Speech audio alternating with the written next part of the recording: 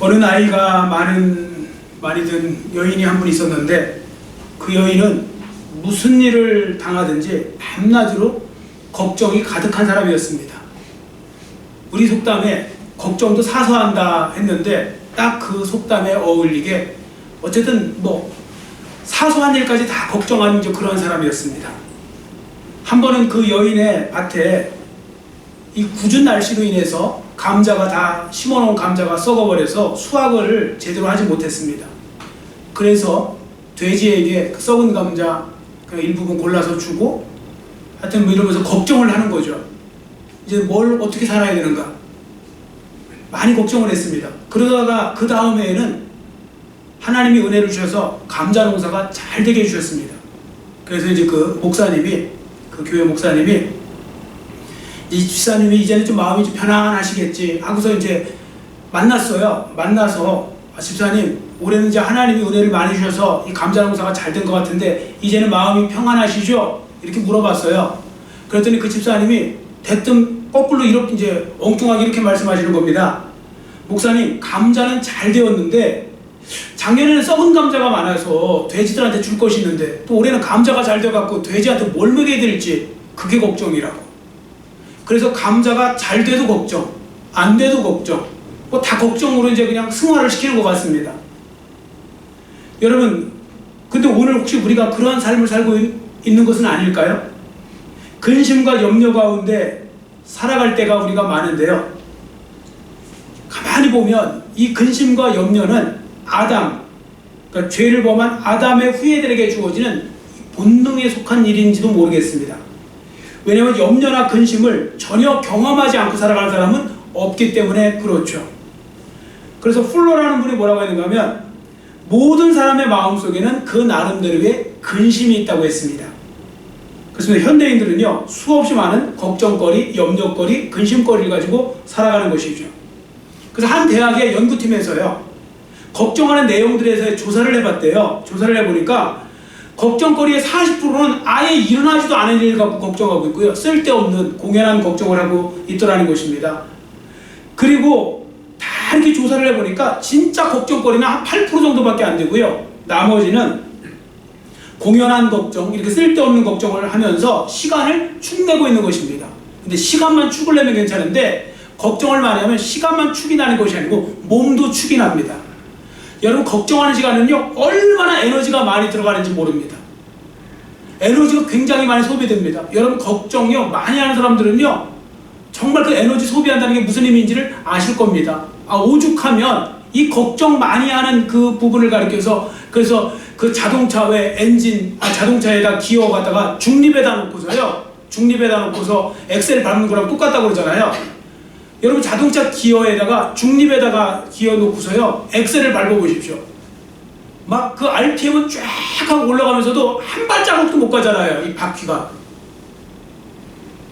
근데 에너지는 어마어마하게 소비되는 거죠. 걱정은요 하나도 해결될 거 없으면서 그냥 몸만 엄청나게 이렇게 축이 난다는 거죠.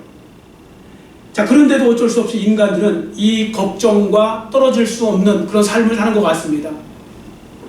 전도서에 보시면 그 걱정을 많이 하는 것이 세상 사람들에게 얼마나 익숙한 것인지, 또 얼마나 밀접하게 연관되어 있는 것인지 이렇게 기록하고 있습니다. 자, 앞에 보시고 전도서 5장 17절입니다. 5장 17절입니다. 같이 읽겠습니다. 일평생을 어두운 데에서 먹으며 많은 근심과 질병과 분노가 그에게 있느니라. 아멘. 전도서 강의를 통해서 우리가 본 것처럼 여기서 말하는 사람들은 누구냐? 해 아래에 있는 사람들, 즉 예수님을 믿지 않는 세상 사람들을 이야기하는데, 세상 사람들의 일생이 뭐냐? 일평생을 어두운 데서 먹으며 많은 근심이 그에게 있다는 것입니다. 걱정하면서 살다가 걱정하면서 죽는 그런 인생이라는 거죠. 그런데 지금 말씀드린 것처럼 이 걱정이라는 건 백해무익한 것 아니겠습니까? 백해무익한 것이 근심과 염려죠. 여러분, 백해무익하다는 것은 100가지 해로운 것은 있는데 유익한 것은 한 가지도 없다 했을 때 백해무익한데, 진짜 근심과 염려가 백해무익하다는 것입니다.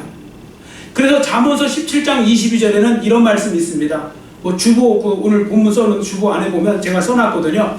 잠언서 17장 22절에 보시면 마음의 즐거움은 양약이라도 10년 심령의 근심은 뼈를 마르게 한다고 했고요.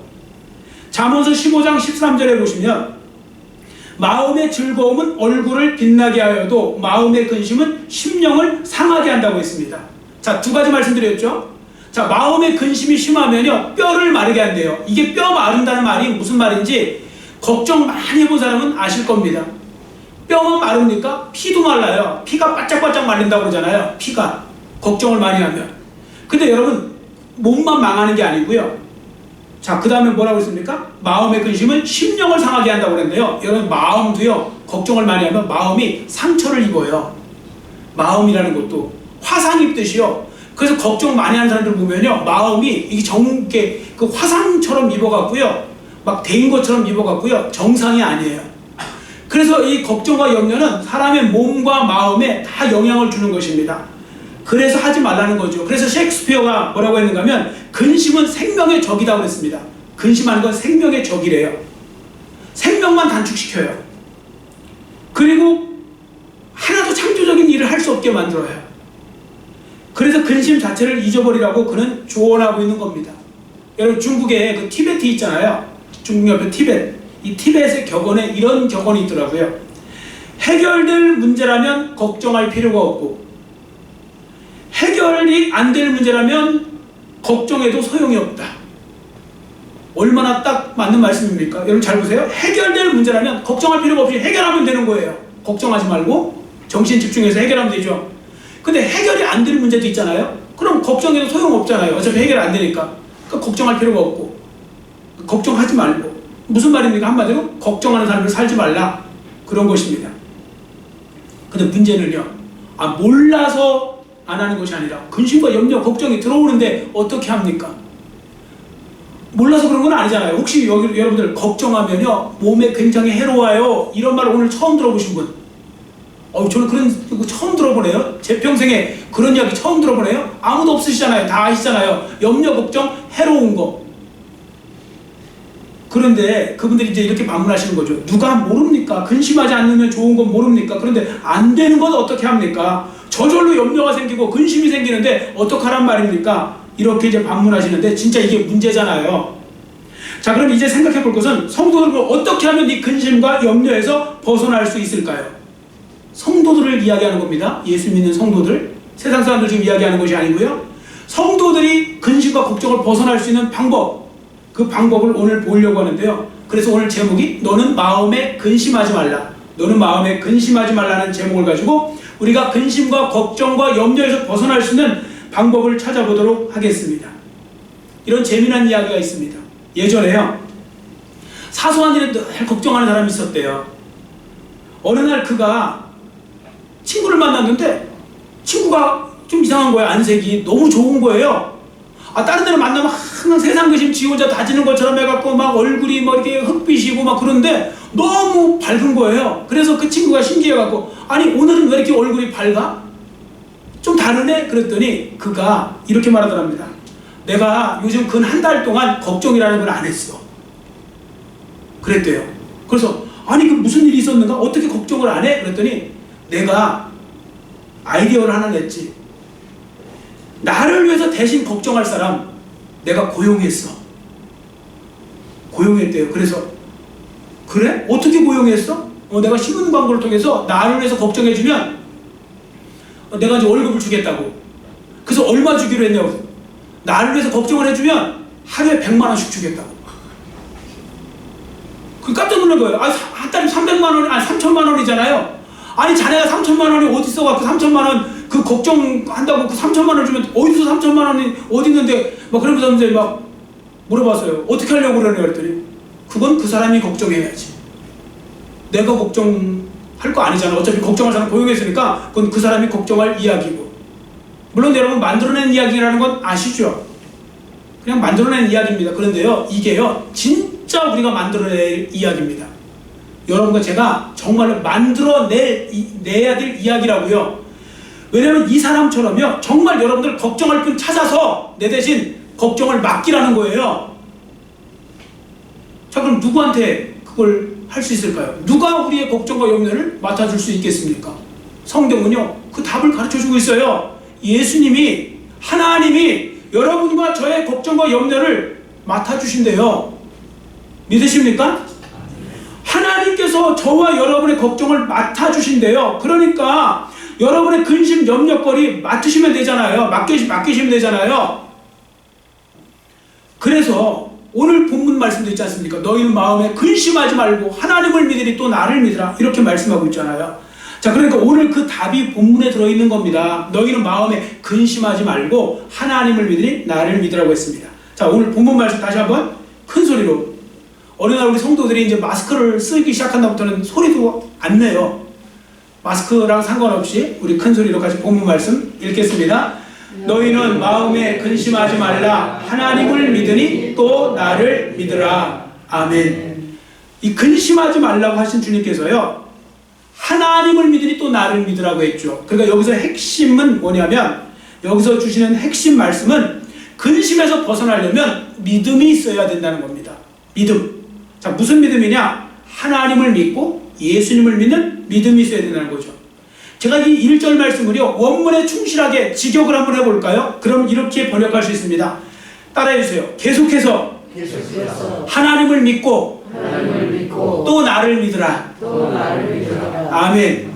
왜냐하면 여기서 믿으라는 말이 현재형으로 기록되어 있거든요. 그리스 말, 이 헬라어 말은요, 현재형으로 기록되어 있다는 것은 계속해서 반복이라는 뜻이 있어요.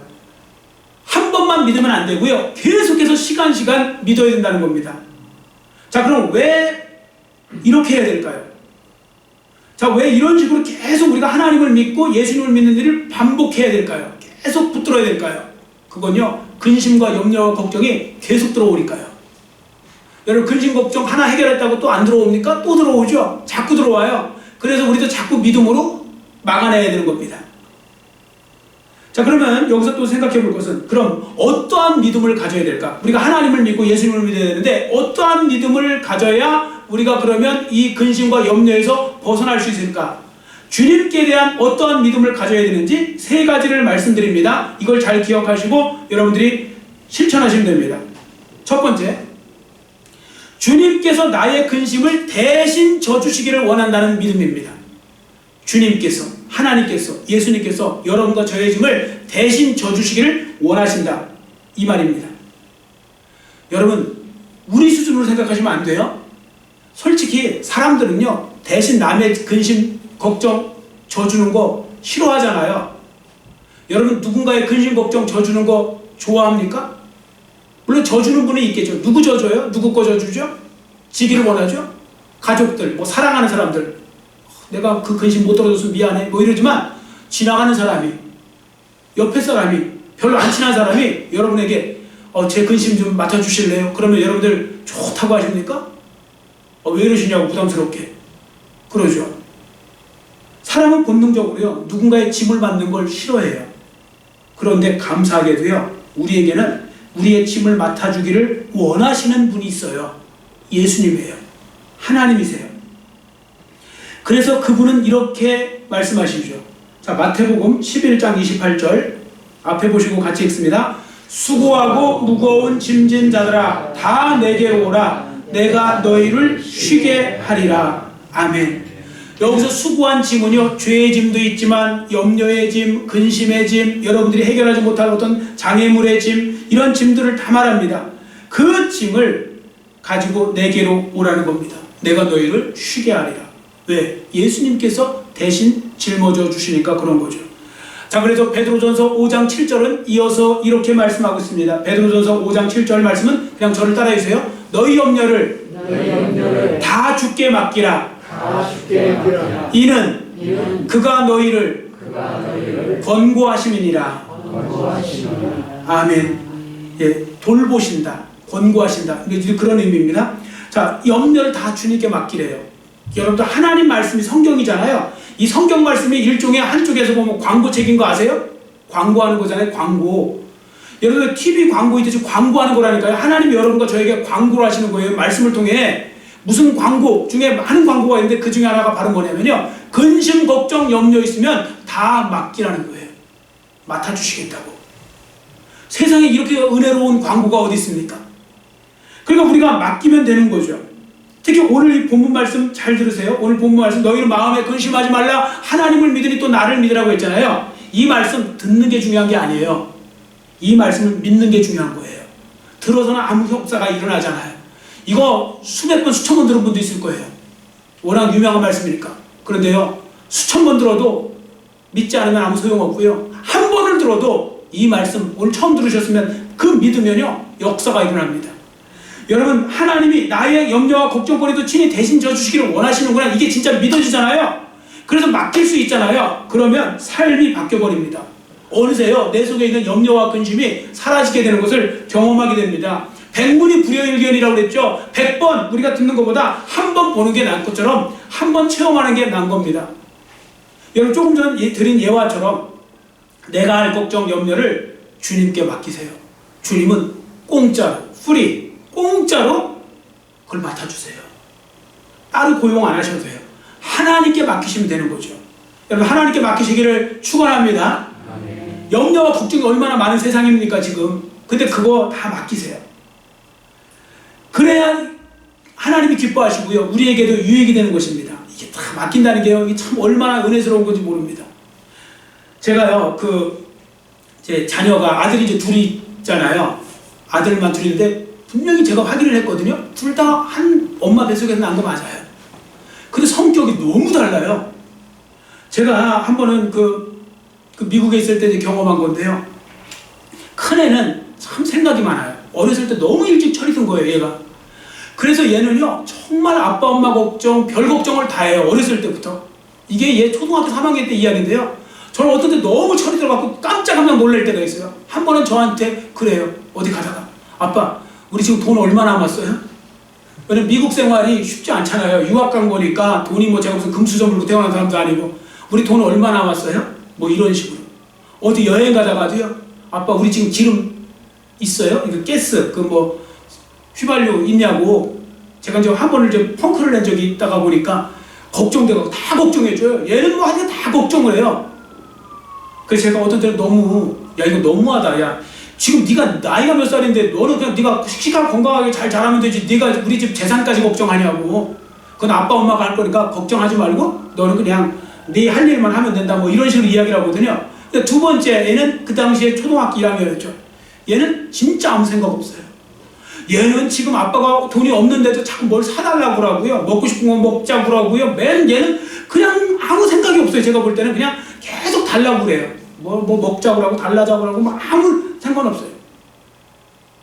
아, 심지어 한국에서 이제 미국 떠나기 전에 얼마 전에는 또 세상에 어디 가서 또 유치원 때 유리창을 깨갖고 와갖고 남의 집 돌을 던져갖고, 저는 걱정돼 죽겠는데 그 큰 유리창을 깨갖고 또 비싸잖아요. 그런데 지는 또 들어와서 풀풀 자고 있어요. 다 맡기는 거죠. 그러니까 하나님 앞에 맡기듯이, 제가 하나님이라고 쓰지, 저한테 맡긴 거죠. 다 이제 아빠가 알아서 하시겠지. 근데요 여러분, 인간적으로 좀 얄밉잖아요. 근데 그건 인간적인 얘기고요, 철 들고 안 들고 이건 인간적인 얘기고요, 영적으로 생각하잖아요. 성경적으로 보면요 그게 맞는 거예요. 그렇게 하라는 거예요. 그거 일 저질러 놨어? 알아. 너 부족해서 그런 거 나한테 맡겨. 맡기라고 하잖아요. 맡기라고. 그러니까 우리가 하나님 앞에 맡기라는 이 말씀을 잘 우리가 이해하시는 것이 중요한 것입니다. 하나님께서요 우리 하늘 아버지시잖아요. 진짜요, 자식들이 일 저지르면요, 아유 이거 어떻게 모른 척 할 수 없잖아요. 그러니까 저도요 최선을 다해서 이제 뭐 제 능력껏 어쨌든 뭐 유리창도 끼워주고 뭐 이렇게 해주잖아요. 이런 것처럼 우리의 하늘 아버지시니까 우리가 하나님 앞에 맡기면 하나님께서 그 부분에 대해서 하나님께서 간섭하시고 역사해 주신다, 그 말씀입니다. 자, 여하튼 이런 부분들을 믿고 나가는 게 중요하죠. 여러분들도 근심 생길 때 하나님 앞에 맡기시기를 축원합니다. 진짜 맡기셔야 돼요. 맡기세요. 저도요 근심 생길 때 하는 일이 있어요. 목사인 저도 근심이 안 생길 수 없어요. 사람이 또 어떻게 근심이 안 생깁니까? 염려 생기죠. 여러분, 지금 코로나 시국 벌써 지금 2년째 돼가고 있잖아요. 지금 세상에 지금 뭐 비니균 부익부 가듯이 뭐 그런 일도 있고, 지금 뭐 오히려 코로나 때문에 잘 된 사람 더 잘 되지만 어려운 사람들도 많잖아요. 소상공업자들, 뭐 자영업자들, 식당하고 이런 사람들은 지금 다 난리 났잖아요. 근데 거기만 난리 난 게 아니고요, 교회도 힘들어요. 지금 벌써 2년째 이렇게 되니까 교회가 힘든데, 그럼 뭐가 힘드냐? 재정이 힘드냐? 뭐 제정도 당연히 힘들겠죠. 근데 그것보다 더 힘든 게 뭐냐면요. 제가 힘든 건 성도들이 지금 오래되다 보니까 이제 예배 자체를 못 드리고 있는 거예요. 온라인 예배? 제가 볼 때 제대로 드리는 분 몇 분 안 돼요. 나머지는 지금 2년째 지금 그냥 있는 거예요. 믿음이 어느새 어떻게 떨어질지도 지금 모르는 상황이에요. 제가 그게 제일 걱정돼요. 여러분, 코로나는 걸려도요, 죽을 확률 거의 없어요. 걸려도 낫는 거예요, 웬만하면. 그런데 신앙생활을 안 하면 영원히 죽는 거잖아요. 도대체 이게 주객이 전도 돼갖고 이게 뭐가 뭐 때문에 지금 이렇게 되는 건지는 지금 전혀 지금 뭐 분간을 못하는 분들이 있으세요. 그래서요, 제가 그게 제일 걱정이거든요. 믿음 떨어질까봐. 그러면 하나님께서 저에게, 이 민용기 목사에게 하나님께서 양들을 맡겨놓으셨는데 그 양들을 제대로 어떻게 제가 간수를 못하고 뭐 신방을 할 수 있어요? 뭘 할 수 있어요? 그러니까 저도 걱정과 염려가 많이 되죠. 그런데 여하튼 그때 제가 하는 일이 있습니다. 주님께 맡기라니까 저도 맡기는 거예요. 그리고 하나님께서 직접 간섭하여 주옵소서. 하나님께서 잘 붙들어 주시고 믿음에서 떨어지지 않도록 붙들어 주시옵소서. 그들이 믿음에서 곁길로 가지 않게 해주옵소서. 정말 속히 만날 수 있는 은혜도 주시옵소서. 코로나도 속히 어쨌든 문제가 해결되고 종식될 수 있도록 해주옵소서. 그렇게 맡기고 나가니까 제가 살아있는 거예요. 저 굉장히 소심한 사람이에요. 제가 만약에 예수님 안 믿고 그냥 살았다면요, 제가 이런 상황이었다면 저는 지레 죽었을 거예요. 하도 걱정이 많아가지고. 근데 그걸 제가 예수 믿고서 배운 거예요. 저는 그걸 믿고요, 지금까지 하나님께서 진짜 그렇게 많이 역사해 주셨어요. 하나님은요, 저로 하여금 하게 해주신 게 아니고 되게 해주셨어요. 신기하게 되는 거예요. 나중에 보면 돼 있는 거예요. 예전에 몇 년 전에 어떤 분이 저한테, 우리 교회 중에 한 분이 했던 말이 기억나요. 목사님 뭔가 되게 운이 좋으신 것 같아요. 그러더라고요. 운이 좋대요. 그래서 무슨 말일까? 뭔가 이상하게 우리 교회는 안 될 것 같은데 된대요. 이 뭔가 지금 이렇게 되면 이렇게 되고. 그래서 목사님 참 운이 좋으신 것 같다고. 그래서 운이 좋은 게 아니고 하나님이 은혜고 복인데, 그죠? 물론 그분도 이제 그런 의미로 하셨을 거예요. 자, 여하튼 중요한 건 염려 맡기면 하나님이 책임져 주실 줄 믿습니다. 그러니까 근심, 염려, 걱정 맡기세요. 어차피 염려한다고 하나도 달라질 거 없어요. 달라지는 건 내 머리가 더 휘어지고 내 몸이 더 삭고 뼈가 마르고 심령이 상하고 그러겠죠. 그러니까 여러분들도 근심, 걱정 있으면 그냥 내려놓으세요. 어차피 근심한다고 바뀔 거 아무것도 없어요. 근데 기도하면 바뀔 줄 믿습니다. 기도하면 바뀌는 거예요. 근심 시간은 나를 바꿔요. 나를 망가뜨리는 시간이고, 기도하면 문제를 해결할 수 있는 시간이 됩니다. 자, 두 번째, 주님께서 나에게 평강을 주시는 분이심을 믿어야 됩니다. 주님께 나에게 평강을 주시는 분. 자, 요한복음 14장 27절 앞에 보시고 같이 읽습니다. 평안을 너희에게 끼치노니 곧 나의 평안을 너희에게 주노라. 내가 너희에게 주는 것은 세상이 주는 것과 같지 아니하니라. 너희는 마음에 근심하지도 말고 두려워하지도 말라. 아멘. 자, 그 다음에 또 한 절 더 읽겠습니다. 데살로니가후서 3장 16절 같이 읽습니다. 평강의 주께서 친히 때마다 일마다 너희에게 평강을 주시고 주께서 너희 모든 사람과 함께 하시기를 원하노라. 아멘. 여러분, 주님이 누구시냐? 예수님이 평강의 주님이세요. 평안을 주시는 주님이세요. 내가 너희에게 평안을 준다고 말씀하셨잖아요. 이 말씀처럼. 그리고 평강의 주님께서 지금 저 말씀처럼 주께서 친히 때마다 일마다 너희에게 평강 주시기를 원한다고 사도 바울이 지금 말씀하고 있잖아요. 자, 그러니까 여러분과 저희가 기억하셔야 될 것, 적극적으로 우리가 평안을 구해야 돼요. 근심과 염려를 물리치고 싶잖아요. 그러면 평안을 달라고 기도하세요. 주님이 주시는 평안을 받잖아요. 근심과 염려가 물러가요. 왜냐면 평안은 햇빛과 같은 거예요. 햇빛이 들어오면 저절로 어둠이 물러가듯이요, 우리 속에 근심과 평안이 들어오면요, 우리 속에 그 평안이 들어오면요, 근심이 물러가게 되어 있는 거예요. 여러분들, 그러니까 주님 앞에 주신다고 하잖아요. 받으시면 되잖아요. 주신다고 하는데 굳이 또 괜찮습니다 하지 말고 하나님 앞에 받으세요. 주님, 나에게 평강을 주옵소서. 그러면 하나님이 주실 줄 믿습니다. 그러니까 평강을 달라고 기도하세요. 평안하게 해달라고. 막 어떤 때는 막 문제가 생기면 막 마음이 요동을 치고 막 좌불안석이 되고 막 그러잖아요. 그때 여러분들, 하나님, 제가 지금 여러 가지 일들로 인해서 염려와 걱정 속에서 지금 마음이 번민되고 정신이 하나도 없고 그럴 때요, 하나님 평강을 주세요. 진짜 진지하게 기도하시면요, 진짜 하나님이 그 평안한 마음을 주시거든요. 그러면 문제는 바뀐 게 없는데 내 마음이 일단 평안해져요. 그러면서 뭔가 좀 안정감이 들어오잖아요. 그럼 사람이 안정감이 들어와야 머리도 빨리빨리 잘 돌아가요. 여러분, 근심과 염려 속에서 머리 돌아가는 건요 굉장히 위험할 수 있는 확률이 높아요. 근데 마음이 평안한 상태에서 맑은 정신을 갖고 생각하게 하면 그 오히려 더 유익한 그런 해결책을 가질 수 있는 거죠. 자, 평강의 하나님 앞에 평강을 달라고 기도하시고요. 그리고 끝으로 한 가지 더. 주님은 얼마든지 나를 도와주시기를 원하실 뿐 아니라 실제로 도우실 수 있는 분이라는 걸 여러분들이 믿는 겁니다. 진짜로 도우실 수 있는 분이라는 걸 믿는 게 중요합니다. 지산교회 이야기를 좀 하려고 하는데요. 경북 대부분 교회에 있는데 뭐 저는 가본 적은 없습니다. 이 지산교회 이야기가 이제 유명해요. 예전 이야기입니다. 이 예전에 그 지산교회에 오부자가 있었대요. 오부자가 뭐냐면 오시성을 가진 부자라는 뜻이 아니고 두 아들 아버지라는 뜻이 아니고 형제 5명이 다 부자예요. 진짜로. 그래서 5형제가 부자라서 오부자래요. 근데 그 사람들이 어떤 사업 때문에 다른 멀리 이사를 가게 된 거예요. 그 교회에 출석을 할 수 없게 되었어요. 그랬더니 그 교회가 난리가 난 거예요. 그 교회 재정의 상당한 부분을 그 오부자가 감당한 거예요. 뭐 반 이상을 아마 이제 그 오부자가 했나 봐요. 근데 갑자기 그 오부자가 사라지니까 난감한 거죠. 그래서 이제 누가 이제 제일 걱정하느냐. 이제 교회 재정에 이제 문제가 생기니까 교회 재직들이 이제 또 중직들이 이제 이런 분들이 이제 너무 걱정이 돼갖고 미리 선수 치느냐고요. 안두화 목사님을 만나러 갔대요. 안두화 목사님은 이제 대구 계명대 만드신 분, 계명대 설립하신 분인데 이 안두화 목사님은 우리나라 사람은 아니고요. 그 선교사예요. 선교사.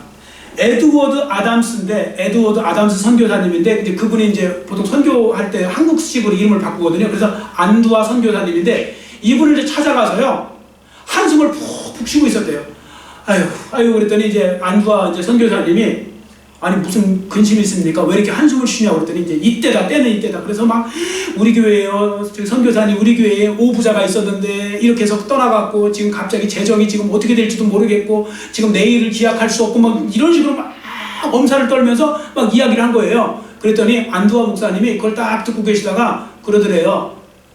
걱정은 걱정인데 제가 볼 때 더 큰 걱정이 있네요. 그래서 깜짝 놀라고 아니 무슨 걱정이 더 있냐고, 아니 더 큰 걱정이 있냐고 이거보다 거꾸로 물어봤대요. 그랬더니 안두화 선교사님이 하는 말이 문제입니다. 무슨 문제냐면 지산교회 여러분들은 하나님은 믿지 않고 그동안 그 오부자만 믿고 지금 교회 생활 한 것 같은데 이거보다 더 큰 문제가 있을까요? 오부자 믿고서 지금 저기 한 거 아니냐고. 그 말이에요. 세상에 하나님 말씀처럼 확 찔려갖고 그 갔던 사람들이 부끄럽기가 한량 없어갖고요 정말 쥐구멍 찾을 정도로 그렇게 돼갖고 돌아왔대요. 그리고 자기들끼리요 막 회개하고 막 난리가 난 거예요. 진짜 생각해보니까 우리 교회 맨날 하나님의 교회라고 하면서 사람 보고서 오부자 때문에 교회가 되고 안 되고 오부자만 보고 있었다. 진짜 오부자만 보고서 한 거 아니냐. 그래서 회개하고요 거기에 다시 오히려 부흥이 일어나갖고요 그래서 그 모든 것이 다 하나님 은혜로 더 잘되게 해주셨다는 이제 그런 유명한 이야기가 있습니다. 여러분 정말 이건 잘못된 거 아닙니까? 그러니까 우리는 자꾸 너무 사람을 보는 경향이 있어요. 여러분 사람은 너무 믿지도 마시고 기대하지도 마세요. 왜냐면 사람은 바뀔 수 있는 게 사람이에요. 떠날 수도 있고 배신할 수도 있고 심지어 죽을 수도 있고 사람을 의지하면 안 되는 거예요. 그리고 교회는 하나님을 의지해야지 사람을 의지하면 안 되잖아요. 근데 우리는 자꾸 너무 사람에 이렇게 집중하는데 그러시면 안 되고요. 하나님만 믿으시고요. 하나님만 믿고 나가시기를 축원합니다. 그래야 복이 됩니다.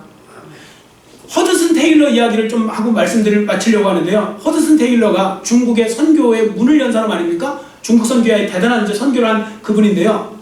이분도요 처음에 중국 선교할 때요 그분을 후원을 한 게 아니에요. 사람들이 하나도 협조도 안 하고요 뭐 이런 거 저런 거 하려고 해도 도움도 안 되고 재정도 어렵고 협력자도 없어지고 막 그러다 보니까 이 사람이 너무 스트레스를 받아갖고 나중에 이 허드슨 테일러 선교사가요 신경쇠약까지 온 거예요. 선교하러 갔다가 그러다가 어느 날 자기 여동생인가 누가 보낸 편지를 읽다가요 그 편지에 요한복음 말씀이 있는 거예요. 근데 요한복음 15장 5절 말씀을 딱 읽는 순간에요 전율이 오면서요 몸에 그 어둡던 마음에 태양빛 비치듯이 비쳤다는 거예요. 그게 바로 뭔지 여러분들 아시죠? 나는 포도나무요 너희는 가지니 그가 내 안에 내가 그 안에 있으면 이 사람은 많은 열매를 맺나니 너희가 나를 떠나서는 아무것도 할 수 없느니라. 예수님이 포도나무요 우리는 가지라는 겁니다. 그래서 우리가 포도나무가 가지에 붙어있고 가지가 포도나무에 꼭 붙어있듯이 그렇게 있으면 열매를 그 나무가 맺게 해준다는 거죠. 그래서 너희가 즉 가지가 나무를 떠나서는 아무 열매를 맺을 수 없듯이 예수 믿는 사람이 예수님을 떠나서는 아무 열매를 맺을 수 없다. 이 말은 뒤집으면 예수님께 붙어만 있으면 열매를 맺게 해주시겠다. 그 말씀 아닙니까? 이 말씀이 정말 막 전율이 생기면서 온 거예요. 내 마음속에, 자기 마음속에. 그리고 그때부터요 하나님 앞에 회개 기도를 합니다. 주님은 포도나무시고 나는 그 가지인데 내가 걱정할 것이 무엇이란 말인가?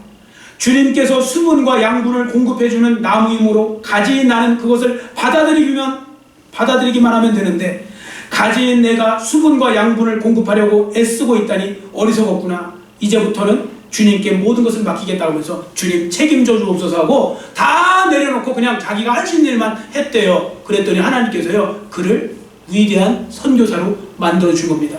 허드슨 테일러라는 이름을 웬만큼 예수 믿는 사람도 다 아는데 그 정도로 유명한 것은 바로 그가 다 내려놓고 그저 할 일만 했을 때 일어났던 겁니다. 하나님이 기적을 만들어 주신 거죠. 여러분 우리도 잘 생각해 보세요.